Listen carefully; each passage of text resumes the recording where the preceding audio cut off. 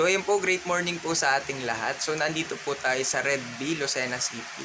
So meron naman po tayong isang natulungan ng First Vita Plus. So si Nanay, kayo po ay si Nanay Herminia po. Siya po ay, Nay, ano po yung inyong sakit dati nung hindi pa kayo nagpa-First Vita High Plus? blood. High blood. So Nay, paano po kayo natulungan ng product ni First Vita Plus? Pag inom ko nga, hindi na ako na-hospital. Ayun. Kumbaga na yung inyong pagkaka-hospital po ay gano'ng kadalas dati po nung wala pang first Tatlong buwan. 3 buwan po. Tapos na magkano yung binabayad nyo kada buwan po sa sa ospital? Nung primero, ako yung libre gawa ng Milken Hill.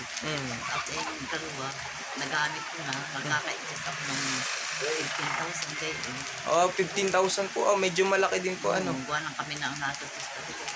So, yung ginamit nyo pong First Vita Plus po para mapagaling po kayo? Yung kape.